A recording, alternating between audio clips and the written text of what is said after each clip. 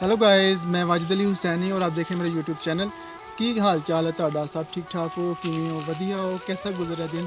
अज बहुत ज़्यादा गर्मी है तो मैं आया हुआ जंगल में, क्योंकि गर्मी की पेंडू जोड़े लोग होंगे उन्होंने गर्मी की कोई परवाह नहीं, क्योंकि इतने दरख्त लगे हुए हैं, बहुत ज़्यादा प्यारे प्यारे दरख्त ने और बड़ी प्यारी हवा चल रही है। इन्ना प्यारा ज़बरदस्त मौसम है। देखो तुम मेरे पिछले तुम देखते हो मेरे पिछले प्यारी हवा चल रही है और कोयल की आवाज़ तो आ रही होनी है थोड़ी थोड़ी। इतनी प्यारी कोयल बोल रही है, परिंदे बोल रहे हैं। बड़ा प्यारा मौसम है, बहुत ज़बरदस्त गर्मी है, लेकिन मैं क्योंकि जंगल में इतने दरख्त ही दरख्त नहीं और हवा चल रही है, बड़ा मज़ा आ रहा है, बड़ा ज़्यादा इंजॉय कर रहे हैं। तुम भी कितने टाइम मिले अपनी बिजी लाइफ के विचों जरूर थोड़ा जिन्ना टाइम कढ़ के तो किसी दरख्तों के नीचे बैठो, पिंड की सैर करो। हुण वैसे भी क्योंकि छुट्टियां ने बच्चों भी और जो टीचर्स ने ज़्यादातर मोस्टली उन्होंने भी छुट्टियां ने, इस वास्ते तुम ज़रूर आओ, पिंड का विजिट ज़रूर करो, आके देखो कैसे कैसे प्यारे अल्लाह ताला दे जेह्ड़े ने नज़ारे ने कुदरत दे, किन्ना ज़बरदस्त माहौल है, किन्ना प्यारा पिंड का समा है।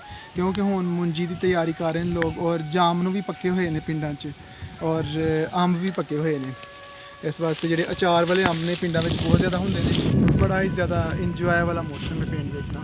इस वास्ते तुम ज़रूर आओ, पिंड ज़रूर तशरीफ लियाओ, आके देखो कैसा कितना ज़बरदस्त है। मैनू तो वैसे बड़ा प्यारा लगता पिंड में रहना और पिंड की जिंदगी मैनू बड़ी ही अच्छी लगती है। तुहाडा पता नहीं किवें दा लगेगा, और लेकिन मैनू यकीन है तुहानू भी बड़ा ही अच्छा लगेगा, बहुत प्यारा लगेगा। इस वास्ते करके तुसी भी पिंड एक बार ज़रूर आओ और आके देखो कितना प्यारा मौसम है, कितना ज़बरदस्त है।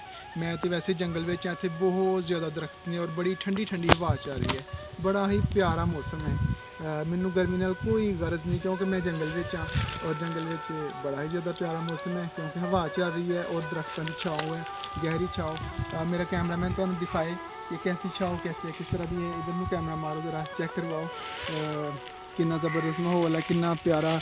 वेखो चेक करो जंगल कितना ज़बरदस्त है, कितना ही प्यारा जंगल है। वेखो चेक करो तुसी, दरख्त किन्ने प्यारे लगे हुए ने और छाँव वेखो कितनी प्यारी है, बहुत ही ज़बरदस्त माहौल है, बड़ा ही प्यारा।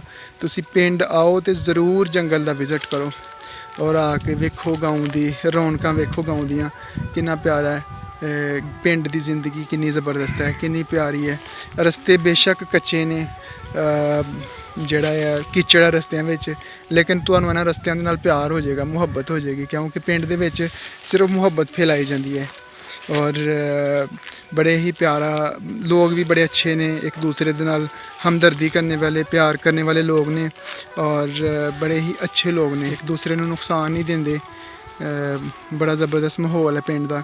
इस वास्ते पिंड तुसी ज़रूर आओ और आके जंगलों की सैर करो, पिंड की सैर करो, वेखो कितना कितना प्यारा माहौल है गाँव का।